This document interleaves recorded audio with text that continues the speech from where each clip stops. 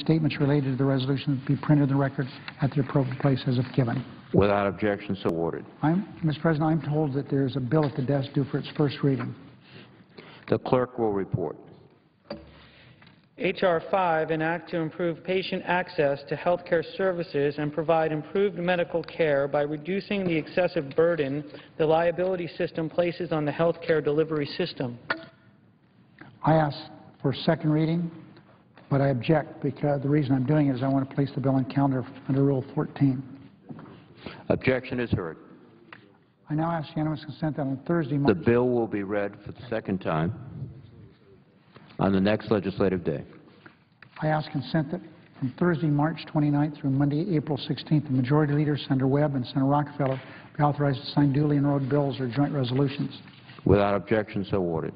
I ask unanimous consent that notwithstanding the upcoming recess or adjournment, the President of the Senate, the President pro tempore of the Senate, the Majority and Minority Leaders be authorized to make appointments to commissions, committees, boards, conferences, or interparliamentary conferences authorized by law by concurrent action of the two houses or by order of the Senate. Without objection, so ordered.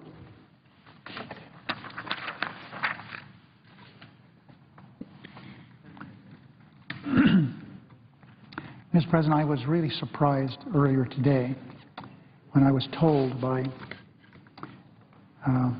David Chopin, Gary Myrick, that somebody I care about a great deal is going to leave the Senate. I'm just so surprised. I served here. Her dad was the parliamentarian, and I thought so much of him. He was a very, very courageous man. He jeopardized his position here in the Senate doing what he thought was right. He looked at the law. It didn't matter to him if it were a Republican asking for a decision or a Democrat. He did what he thought was right. I have so much admiration for Bob Dove. And then I've gotten to know his daughter, Laura, who we all care about a great deal. She is somebody that I can joke with, be serious with. She understands what my obligation is here as the Majority Leader. She doesn't hold it against me. She knows I'm just trying to do what I think is right. She's been dedicated to making the Senate a better place. 10 years as the Assistant Republican Secretary. This is her last week with us. So for me, we're going to go out of session. This is her last day with us. She is an example of how this operation works. Mr. President, I've read through this stack of stuff very quickly. Could I have arranged all that stuff myself? No. It's Laura Doves of the Senate that allows us to be able to get our work done. She was a page, like these young boys and girls here, as a teenager. She may work for the other party, but for as far as I'm concerned, I would never hesitate to ask her a question when somebody on this side wasn't available, and she never hesitated to tell me what she thought or give me the information that I was seeking. Her work is essential, and she's done it with dedication. So, Laura, I really have appreciated our relationship, and please give my warm regards to your very fine father. And I know I've heard a little about what you're going to do in the next little bit, and I hope as you have that motorhome and you come to Las Vegas, hopefully this summer, you'll come to Searchlight, because that will be a place you've never been. I'm sure of that. Now, what could I do with you there, though? Show you my home. But anyway, we're so grateful to you for being the nice person that you are.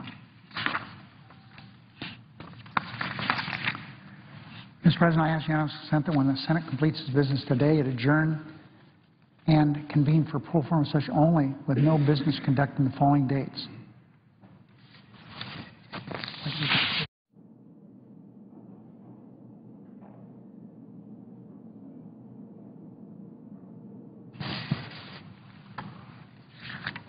Mr. President, the reason we're going through this pro forma session, which we thought we were through with, is the House has not acted yet on agreeing to what we've done.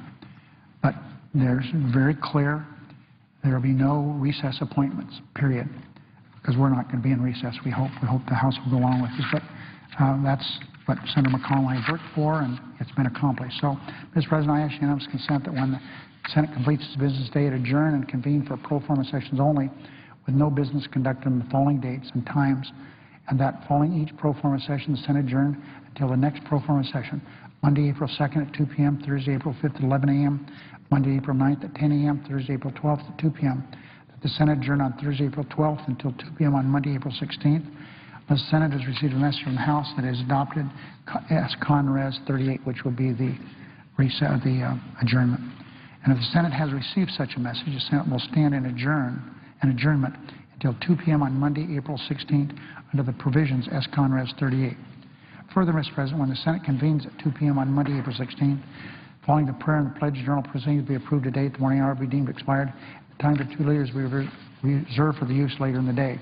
Further, following any leader remarks, the Senate resume consideration of the motion to proceed to the Paying a Fair Share Act with a time until 4:30 p.m., equally divided and controlled between the two leaders of the designees. At 4:30 p.m., the Senate proceed to executive session under the previous order. Without objection, so ordered. There will be two roll call votes then, Mr. President, on Monday, April 16th. The first on Judge to be Thacker, we hope. That will be Fourth Circuit. And the second vote will be on cloture vote on the motion to proceed to the tax measure that's on the calendar. There's no further business coming before the Senate. I ask it adjourn under the previous order.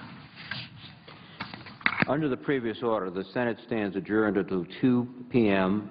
on Monday, April 2nd, unless the Senate has received the message from the House that it has adopted S-Con Resolution 38, in which case the Senate will stand adjourned until 2 p.m. on Monday, April 16th, under S-Con Resolution 38.